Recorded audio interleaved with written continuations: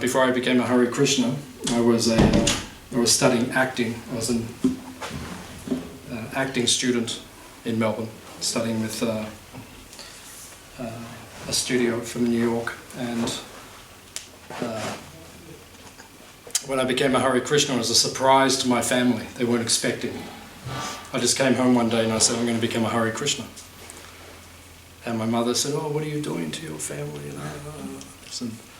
And they were surprised, and then I became a Hare Krishna and moved into the temple and became a monk, shaved my head and wore orange robes, saffron robes for 8 years as a monk and like that. And then when I became a Hare Krishna and I did that, then my grandmother, she said to me, you're just a frustrated actor. You just want to dance down the street and everyone to look at you. I said, well, it's not exactly like that. I do like dancing down the street. I used to do it even before I became a Hare Krishna. Sometimes I just start dancing down the street and singing some David Bowie song or something. Mick Jagger and David Bowie, dancing in the street. I just do that. It's the kind of person I was. So when I became a Hare Krishna, it was fortunate for me because that kind of fits into my lifestyle and my personality. I like to dance, I like to chant, I like to celebrate like that. So this was a spiritual celebration to take us to a higher level of consciousness without intoxication, no drugs. And we can stay high just on the spiritual platform. So it's very powerful. So I've been living here now at Hare Krishna Valley for 10 years. As I was explaining to a few of you, because you're here for the first time, some people were asking, we brought this farm. It's 200 acres. When you drive in, there's a sign at the front. So from there all the way to here, it's about 200 acres. It's about a square kilometre in size. Situated right in the middle of the forest. We only have one neighbour. We're surrounded by forest on every other side. So it's like a little spiritual oasis. A very good place to have yoga retreats. If anyone would like to have any yoga retreats here, then... Oh, that's right, you're having a yoga retreat. Yeah. So a nice place to have a retreat. We run retreats here regularly. And when I first came here, 10 years ago, we'd had the farm for about 30 years. The first 10 years, this was a school. These were classrooms. We had a Hare Krishna school. And then after about 10 years, the government, they were closing small schools in country Victoria because they were trying to merge all the small schools at the time. So we lost our funding. So our community kind of dissipated, and all our students went to our other school at Murwillumbah, which is near Byron Bay. And that school's still going successfully up there.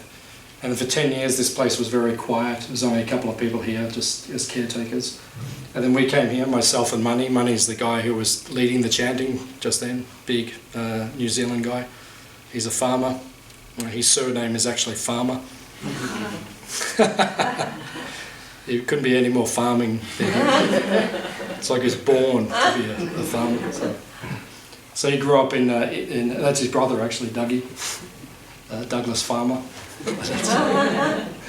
So they grew up right out the back of New Zealand, running farms. That's all they've done their whole life. They ran farms. Now they came here to run this farm. So 10 years ago, myself and Money, we moved down here. He's running the agricultural side, looking after our cows. As I was explaining to some people, it's one of the only places in Australia where we have an ahimsa dairy. Ahimsa means non-violence. One of the only places in Australia where animals live, or anyone can live, without fear of being slaughtered. So the animals live there their whole life. They're born here, they pass away here. They live their whole lives. Chintamani, our oldest cow, how old was she? 23, 24. Yeah, usually cows, in the world, they live about 17, 18 years on average. Our cows will live longer because of their peace and the protection they receive. She just passed away. She was our last from the old herd. She was 23, 24 years old. So now we have a new herd, which we're developing.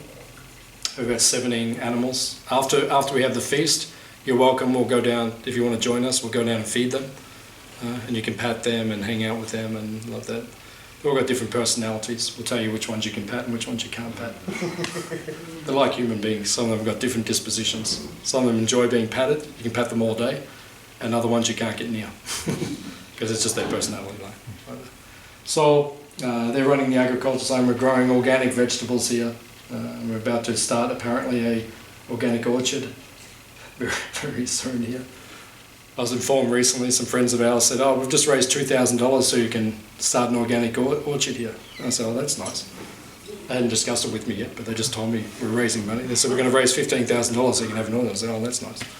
So now we have to meet with them and discuss. So we'll start an orchard. And then my side of the retreat is up here. This is the retreat center side where we run the retreats. So we do regular yoga retreats, meditation retreats. We've got a retreat in January, which we're running, a Bhakti Yoga retreat. And Linda, our good friend from PY Styles, it's an advertising commercial break. Best yoga school in Geelong, by far. Linda's school, they're running a yoga retreat here, probably about March or so like that.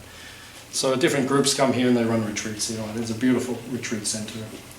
So the mission of this place is to show people an alternative to the modern world.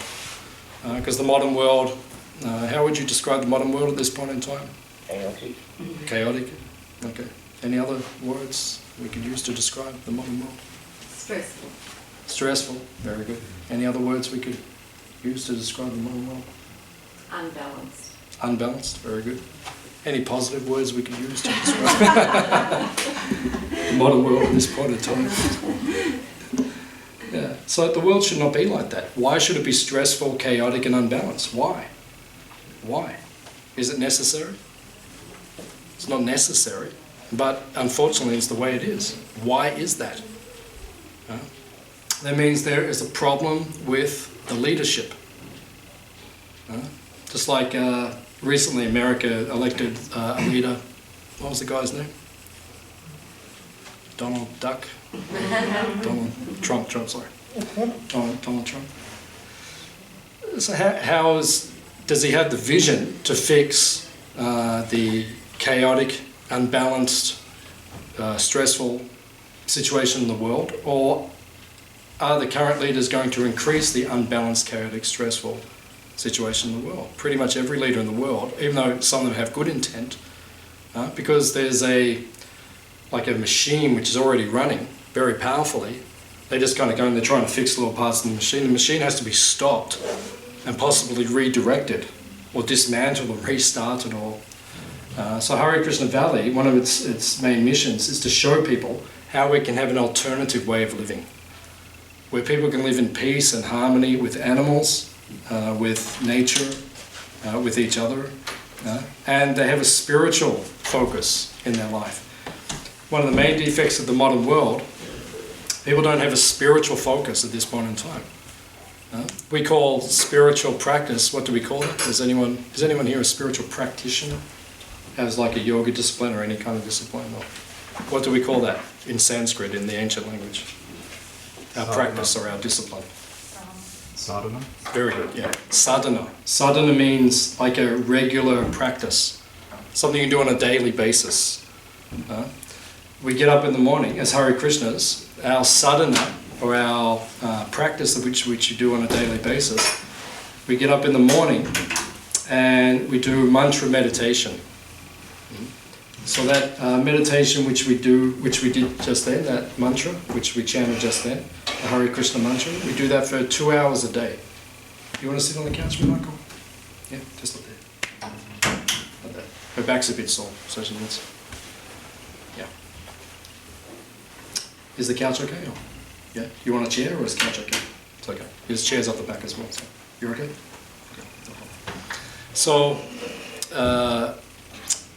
Every morning, our sadhana is that we'll get up early in the morning. Usually we'll get up like 4 o'clock in the morning or 5 o'clock in the morning. When I'm in India, I get up at 3:30 in the morning. We get up early. And then we chant that mantra we were just chanting before all together. We chant that on meditation beads for 2 hours a day. And that's our sadhana or our practice.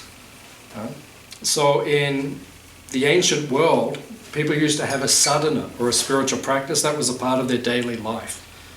Because it keeps you focused and centered, right? So then you can actually be of value to other people in the world, plus yourself. But these days, the leadership is not encouraging us to have a sadhana or a spiritual practice. What is Donald Trump's spiritual practice? What's his sadhana? What does he do in the morning when he gets up? Like, what's his focus and his... I don't think he has one. I don't think he has a spiritual focus. I certainly know what he is focused on. There's two things I know for sure that he's focused on. One of them is women, and the other one's money, which is the great trap of materialistic consciousness or materialistic society. Right? Just have as much sex as you can, and get as rich as you can. And one of Donald Trump's mottos is, "He who dies with the most toys wins." That's one of his sayings.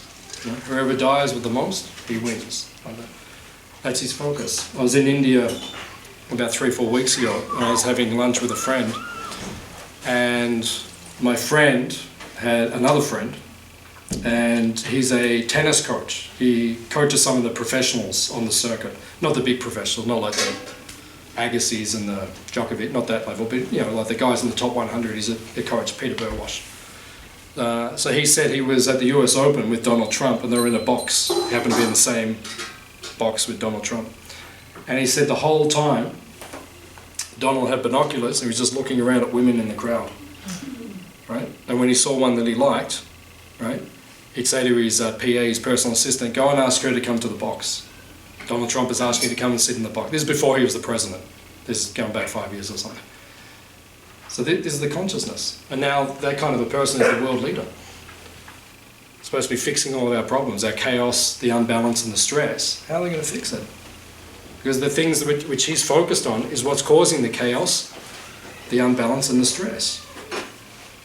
So how's it going to work? So what do we need to do with the world? We need fresh leadership. So how are we going to get fresh leadership? At this point in time, I'm not sure. But if we do get it, it will be a lot better. So at least what we're doing, we're working organically. We're working on the ground level. Right? We actually, Hare Krishnas have run for office before. In the US, we had a party. We tried to become the president of America. It didn't work. The world's not ready for us yet because we're a little bit radical at this point. Because if we get in control, we're going to stop a lot of things. We're going to stop people killing animals. We're going to abolish a lot of things. A lot of the problems, we'll just cut them out. The world's probably not ready for us right now. And also in Australia we ran. We had in the 1970s, one of our devotees, and he actually got 500 votes, I think, which is not bad back then. But up until that happens, at this point in time, we have to work from the grassroots to try to show people there is an alternative way to live. There's an alternative state of consciousness. And there's many people like us doing this around the world now. There's like a grassroots movement which is coming up, which is showing people a positive alternative. Just like yesterday, I went to Geelong and there was a vegan festival down in the park. You were there as well? No? Yeah. So a lot of people we're speaking to are kind of on the same wavelength, are thinking in a different way. The way the world, using natural products, thinking about the products we're using, are they actually necessary? Are they harming others, both animals and humans? And so a lot of people are thinking about these things now.